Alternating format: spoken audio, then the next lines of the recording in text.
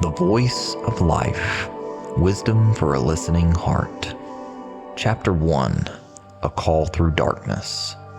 Long ago, wise teachers taught that the world belongs to God, the source of righteousness, and that the best way to live is to love what is right.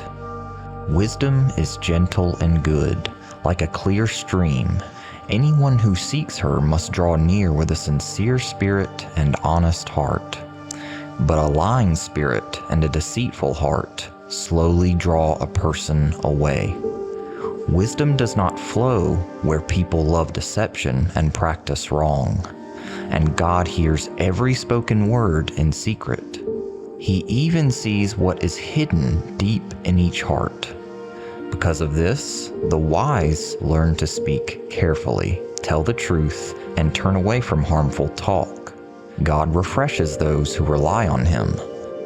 They also warned, evil paths often begin small, but over time they lead to ruin. A person can drift little by little out to sea until the shore is no longer visible and blindness overtakes the heart. But God did not create people for darkness. He filled the world with beauty, goodness, and light to nourish the soul. He intended life, making mankind to share in His everlasting image, but man invited death through the envy of the devil. Yet He still shines from the distant shore, casting His light across the waves and calling people back to life. The wicked chose to drift farther away, believing life had no meaning. So they lived for brief pleasure and fading desires. With time, their hearts grew hard. They stopped caring for the weak and the poor, and made the pursuit of power their highest aim. Their lantern slowly faded, and they became blind to wisdom. Then they saw the righteous man who lived differently. He became their light. He honored God, avoided evil, and spoke the truth. His life made what was lacking in them visible again. So in anger, they mocked and said, "If God loves him, let God save him." They finally lost all understanding of good. But God had not abandoned the righteous. Evil entered the world through human corruption, yet God still calls people toward mercy, justice, and peace. Wisdom continues to invite anyone willing to listen, and those who follow her will not walk alone. Chapter 2, Refined in Trial. When the righteous suffer, they are never without help. Though they feel as if they have failed, they are safe in God's hands. Even hardship has purpose for those who believe. Like gold refined by fire, faithful hearts are strengthened through trials. In every season, God sees, understands, and remains near. But those who reject wisdom are swallowed by emptiness. They may appear strong for a time, but peace gradually leaves their lives, and what they trust in slips through their hands. God does not measure life as people do. He weighs the heart. He searches it. He understands it. An humble person who quietly walks with Him is precious in His sight, even if the world overlooks them. So remember this. True blessing is not approval from people, but belonging to God and walking in wisdom. For her voice leads out of darkness and into life. Chapter 3, What Truly Stands. A life truly blessed is not measured by fame, wealth, or long years. These bloom and wither like the seasons. But a faithful heart before God is far more precious than them all. Do not envy those whose wrongdoing turns out well, nor be afraid of them. Their success is like a tall tree rotting within. It looks strong, yet with little effort the wind brings it down. What is grown in pride will not last, but the one who walks in wisdom stands before the Lord like a tender sapling with deep roots, small, yet not easily moved.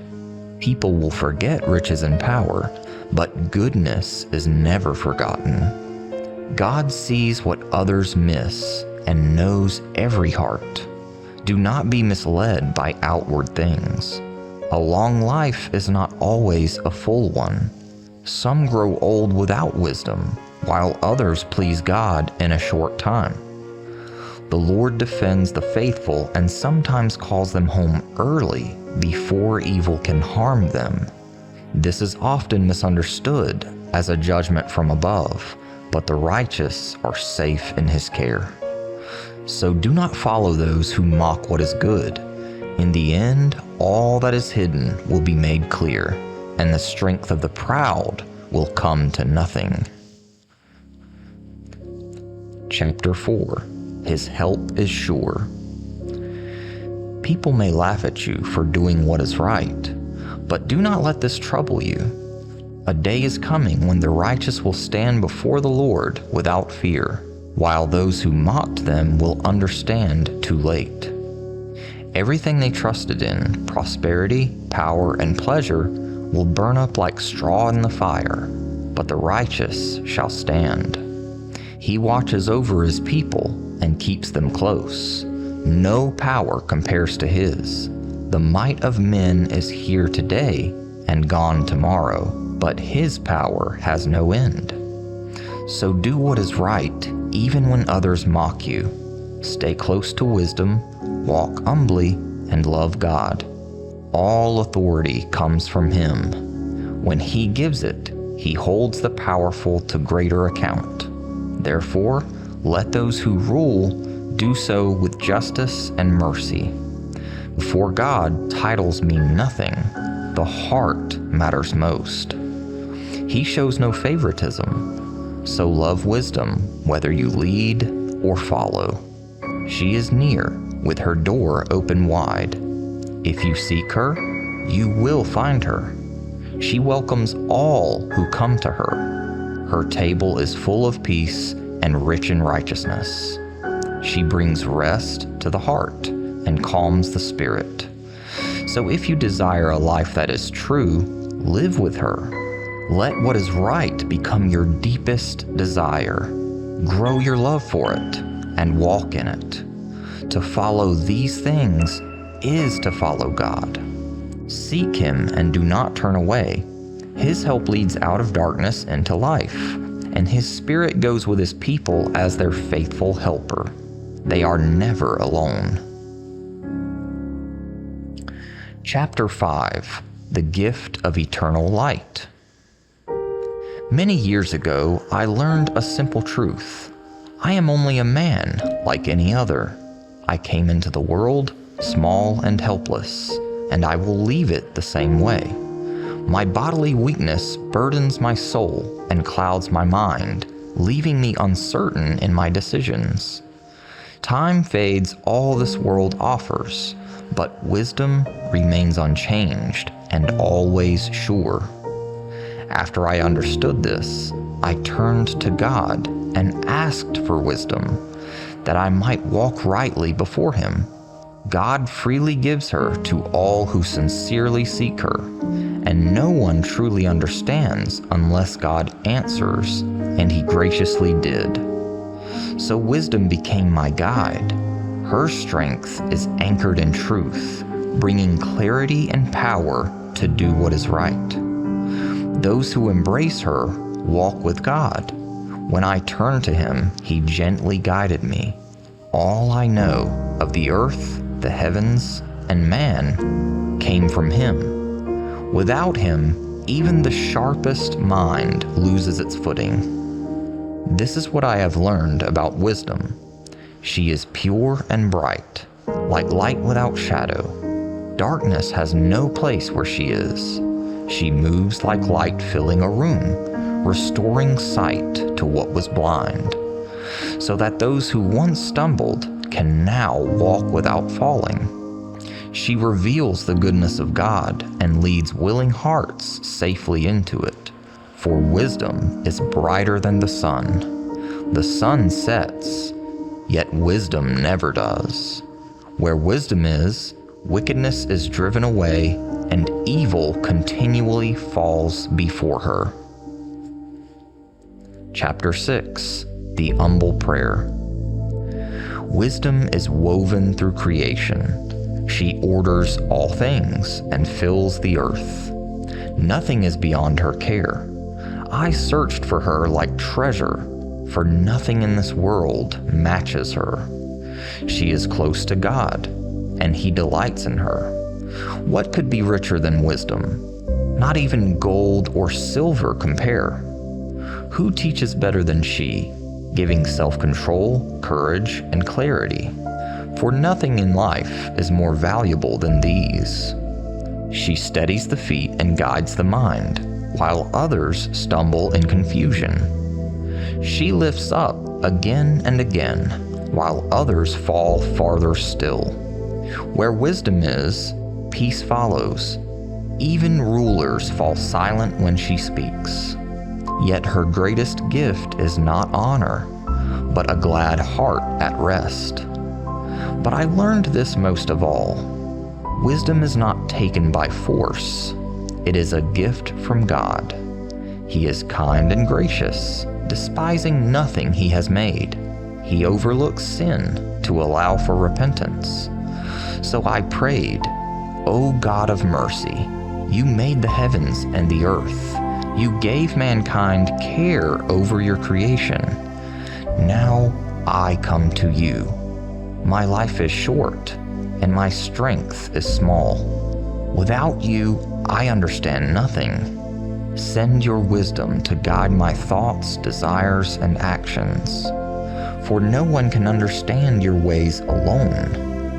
When You give it, my heart will be made sound, my path firm, and I will learn what pleases You. Through Your wisdom, men are kept safe. So remember this. Wisdom is near to those who ask. She is pure and complete. She leads out of darkness and into life, and those who walk with her are never alone. Chapter 7. The Sustainer and Deliverer. Wisdom has led God's people from the very beginning. She stays with those who trust God, strengthening them in trial and rescuing them from ruin. She was the first man's true helper, lifting Adam after his sin. But Cain let anger rule him. He turned away and killed his brother. When the flood swept over the earth and washed away the wicked, wisdom carried Noah through the flood and preserved life.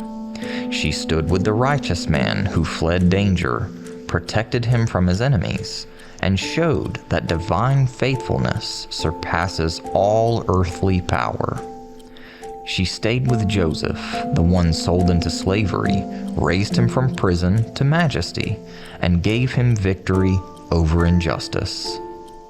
When God's people suffered in Egypt, wisdom rescued them. She strengthened Moses before Pharaoh, led God's people through the sea and the wilderness, fed them bread from heaven, and brought water from a dry rock. So they praised God with joy, for His wisdom had delivered and sustained them. So remember this. Wisdom stays with those who love God and delivers them from every trap. Chapter 8. Mercy Before Judgment.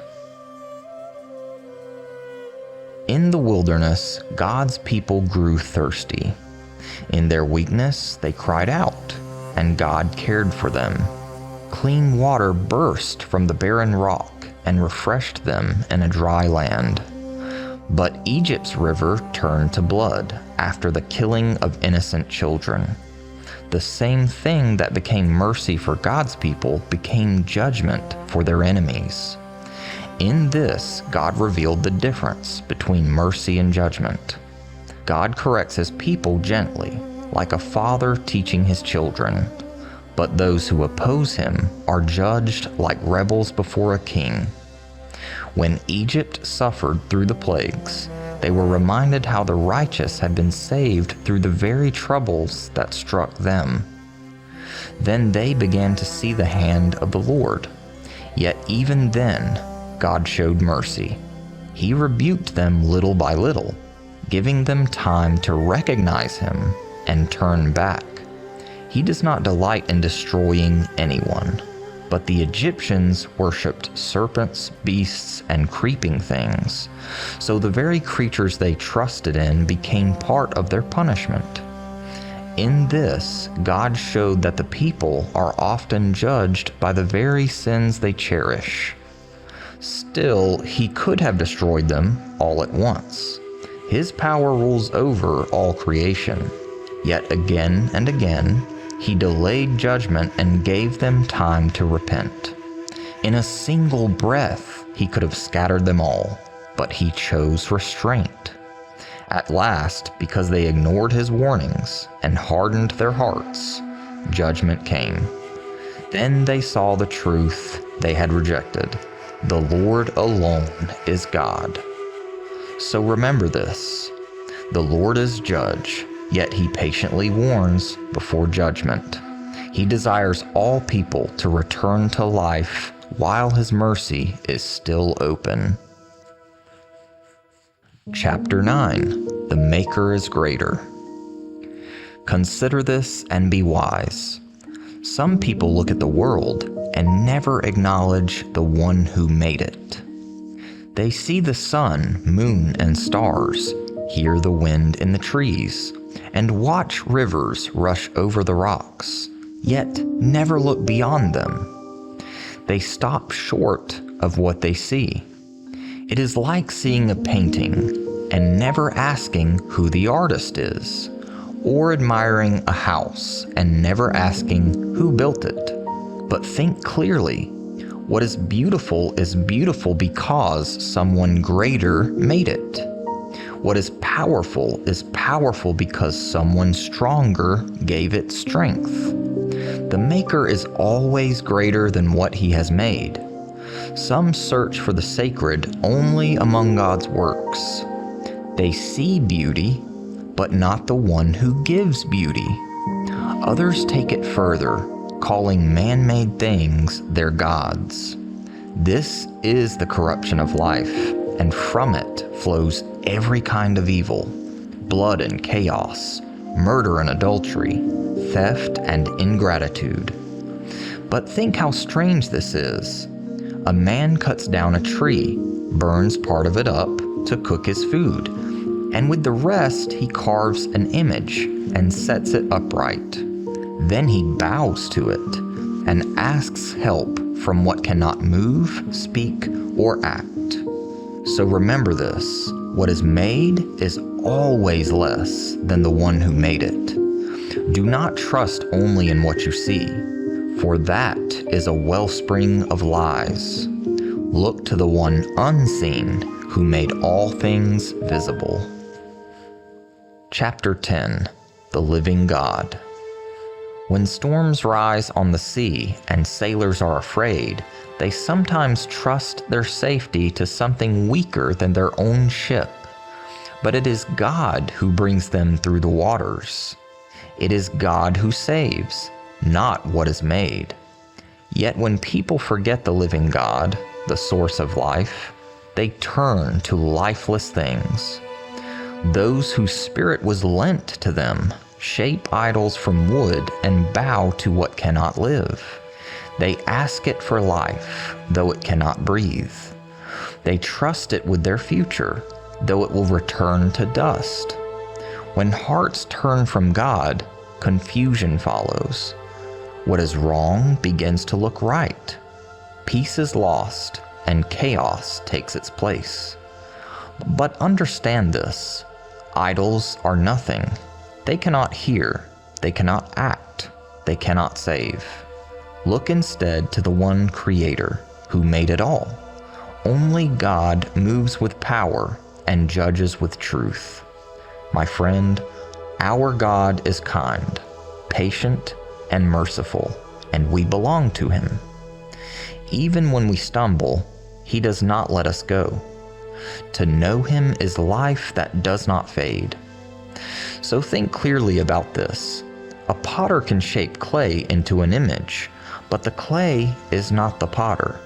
He is greater than the thing he worships, for he at least lives, but it does not. Yet even people are dust, formed from the earth and returning to it. How foolish it is to trust in lifeless dust. Those who trust it become like it in the end. Many forget the one who holds their life in his hand, chasing what is dead, a fading form. Their hearts become like ash, the empty remains of something once bright. In their emptiness, they devote themselves to empty-minded creatures, seeking understanding from those who neither have it nor can give it. So remember this: a living person is greater than what he makes, and all creation is less than the God who made it. Remember the source of life and walk in His ways. Chapter 11: The One Who Heals. There was a time when a nation turned away from God and became the oppressors of His people. Because of this, they were struck through the very things they idolized. Nature turned against them, creatures troubled them, and hunger came with no escape.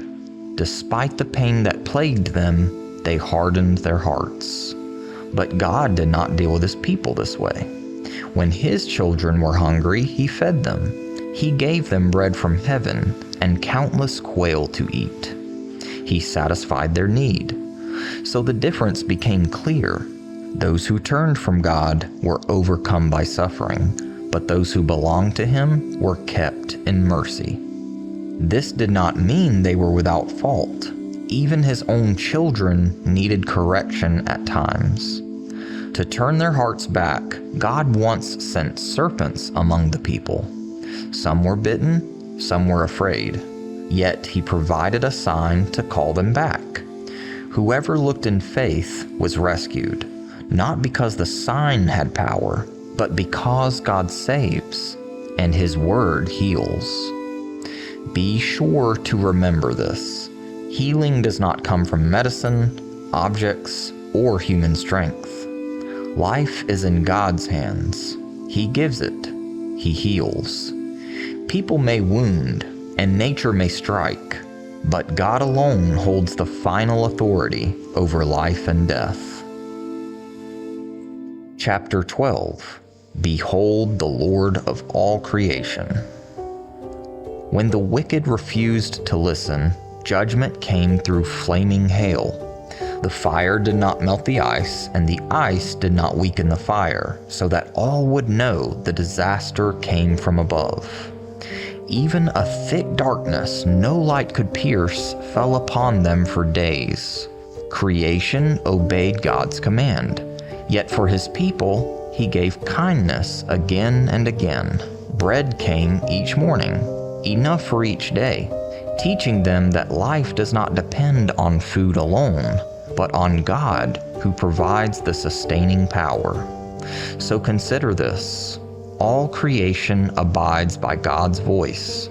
He judges rightly, but also shows mercy. His ways are deep and often misunderstood. The wicked thought they had power over others, but as they held God's people in chains, they themselves were imprisoned by fear. Dread rose from within them. They thought their sins were hidden by the night, but their own hearts turned against them. Their conscience grew so heavy that even the day became a burden. Small sounds became a terror: rustling wind, flowing water, any footstep, small shadows, and even when nothing was there, they could not escape their fright. Everything felt dangerous. The world was still, but their hearts were not. And this is the truth: when a man rejects wisdom and a heart turns from what is right, there is unrest within. But those who walk with God are not afraid, for his light brings peace.